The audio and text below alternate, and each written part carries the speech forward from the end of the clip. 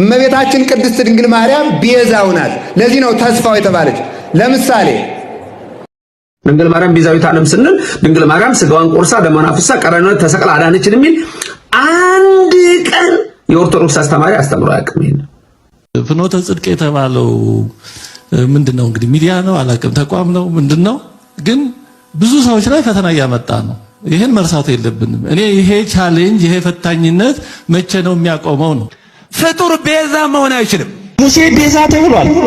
ለእስራኤላውያን ሙሴ ቤዛ ነው ተብሏል። ይሄ ማለት ግን ስጋውን ቆርሶ ደሙን አፍስሶ ከሲኦል አውጥቷል ማለት አይደለም። ለጊዜው ስለታደገ ቤዛ ተብሏል። እና ፍኖተ ጽድቅ አሁን ወደፊት ተስፋ ሆኖ ነው የሚቀጥለው ወይስ ስጋት ነው? ለሰዎች ለብዙ ሰዎች ስጋት፣ ጭንቀት፣ ኮንሰርን ጉዳይ ሆኖ ነው የሚቀጥለው ወይስ ሰው ልብ ርፍ ብሎ አምኖ የሚሰማው ነው? መቼም ለህዝባችን ስጋት፣ ጭንቀት የሚያንሰው አይመስለኝም። በቂ ያለ ፍኖተ ጽድቅ ተጨማሪ ስጋት ነው ቤዛ ተቀዳሚ ተከታይ የሌለው አንድ የእግዚአብሔር ልጅ ብቻ ነው። ሌሎችም ቤዛ የተባሉ አሉ። ኃጥእ ጻድቅ ቤዛ ነው ይላል መጽሐፍ ምሳሌ። ይሄ ማለት ግን እመቤታችን ቅድስት ድንግል ማርያም ቤዛው ናት። ለዚህ ነው ተስፋው የተባለች።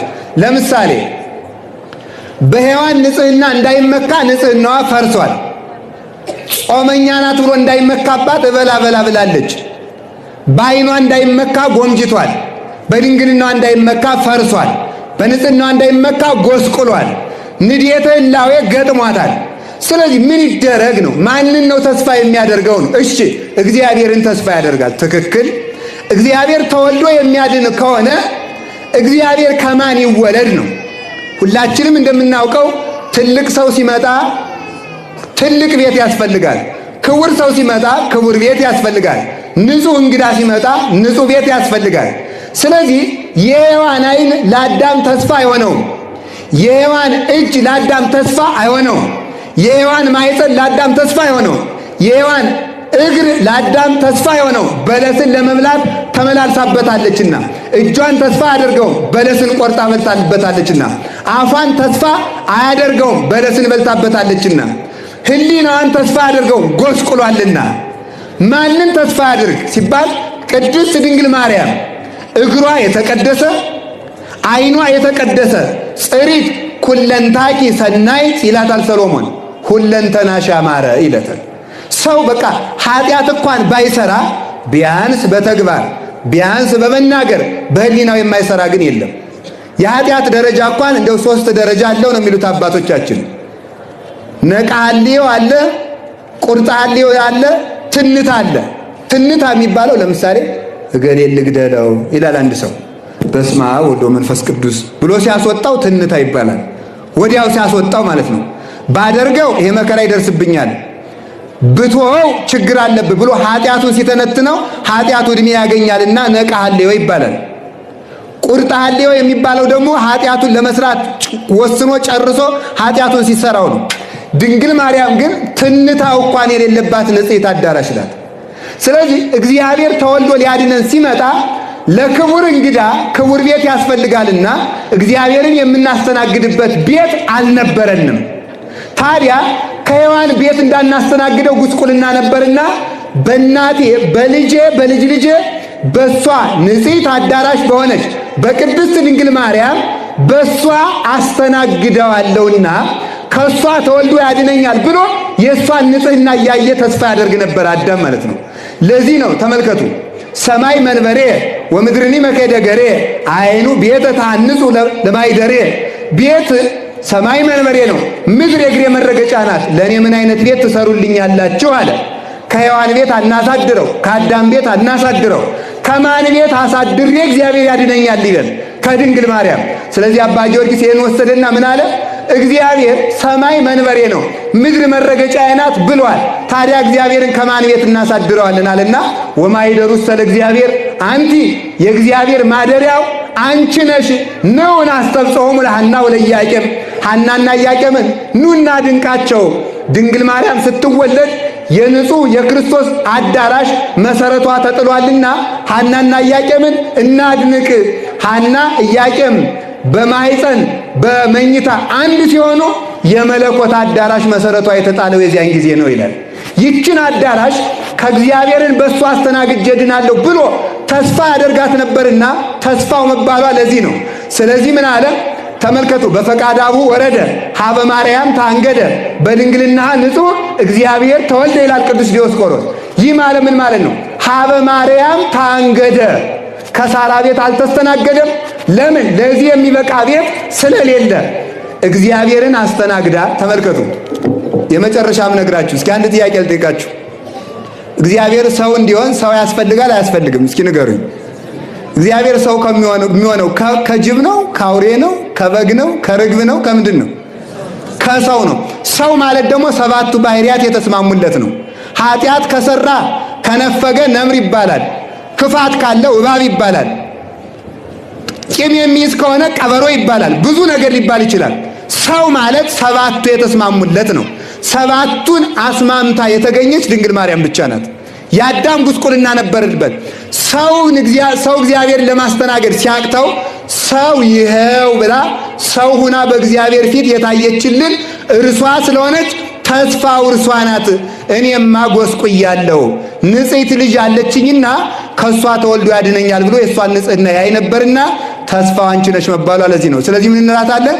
ትምክህተ ዘመድህነ የባህሪያችን መመኪያ ሆይ ደስ ይበልሽ እንላታለን። ድንግል ማርያም ቤዛዊት ዓለም ስንል ድንግል ማርያም ስጋዋን ቆርሳ ደሟን አፍስሳ ቀራንዮ ተሰቅላ አዳነችን የሚል አንድ ቀን የኦርቶዶክስ አስተማሪ አስተምሮ አያውቅም። ይሄን አልተጻፈም።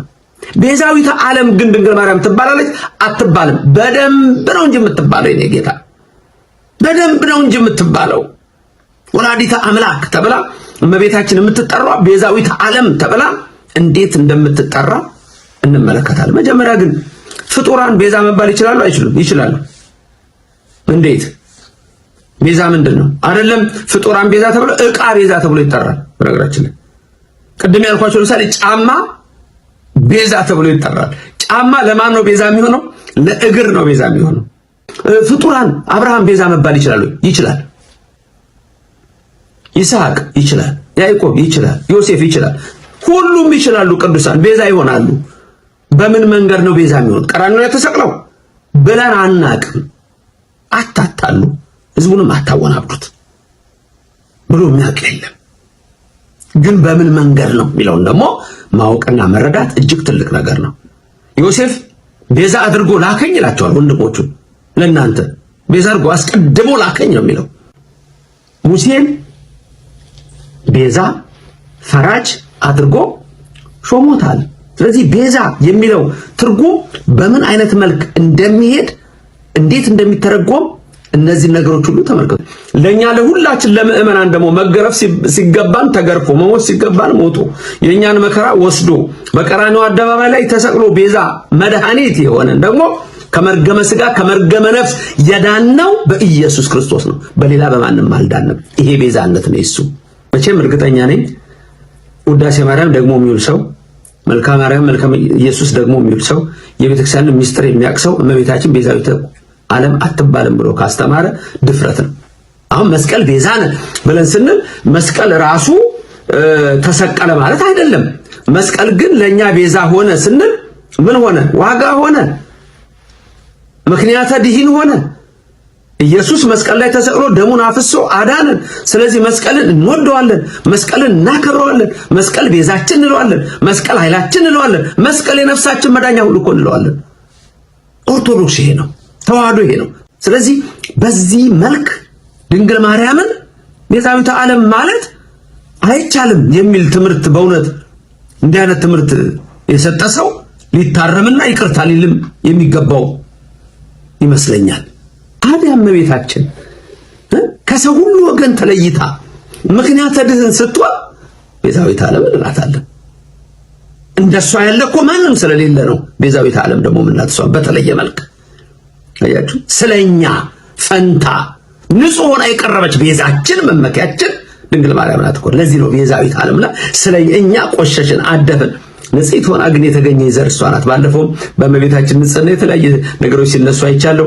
እዚህም ወደ ካሊፎርኒያ አካባቢ ብዙ ሰዎች ሲሳሳቱ በእንግሊዘኛውም በምኑም አይቻለሁ። የእመቤታችን ንጽሕና ለማጉደፍ የሚነሳ ትውልድ እንዳለ አውቃለሁ። ከዚህ በፊትም አይተናል፣ ወደፊትም በደንብ እንማራለን። እና እመቤታችን እኮ አባ ሕርያቆስ ምን አለ? እግዚአብሔር ከሰማይ ሆኖ ተመለከተ፣ አሸተተ፣ እንዳንቺ ያለ አላገኘም አላት እኮ። ቤዛ ናት እመቤታችን። ልበ አምላክ ዳዊት በመዝሙር በረከቱ ይደርብንና መዝሙር 44 ላይ የሚናገረው ቃል ምንድነው? እስመ ፈተወ ንጉሥ ነቂ ይላታል እኮ። ንጉሥ ውበትሽን ወደደ። ቤዛ የሆነችው ለእኛ እሷ ናት። ተመልከቱ፣ ቤዛዊተ ዓለም ስንላት እመቤታችን ምክንያተ ድኂን መሆኗን፣ አማላጅ መሆኗን፣ በእኛ ፈንታ ንጹሕ ሆና የተገኘች የእኛ መመኪያ የምንላት፣ መላእክት እህታችን የሚሏት እህቶሙ ለመላእክት፣ ነቢያት ትንቢታችን የሚሏት ትንቢቶሙ ለነቢያት፣ ሐዋርያት ሞገሳቸው ስብከታቸው ነች፣ ሞገሰ ስብከቶሙ ለሐዋርያት፣ እሞሙ ለሰማዕት የተባለች የሰማዕታት እናት የተባለች የኔና የናንተ ሁሉ እናት እመቤታችን ቤዛዊተ ሁሉ ዓለም ትባላለች። አንዳንድ ጊዜ ተማርን ብላችሁ ከነዛ ከእናቶቻችን እንኳን ከሚያውቁት አንሳችሁ እንዳትገኙ ጥንቃቄ ያስፈልጋል። እንዲሁ ዝም ብሎ የሚባል ነገር የለም። ቤተክርስቲያናችን ጥርት ያለ ጥንቅቅ ያለ ትምህርት አላት። ስለዚህ ኢየሱስ ብቻ ነው ቤዛ የሚባለው ድንግል ማርያም አትባልም የሚል አስተምሮ ቢኖር አይ ሌላ ቀርቶ ጫማም ተብሏል፣ በግም ተብሏል፣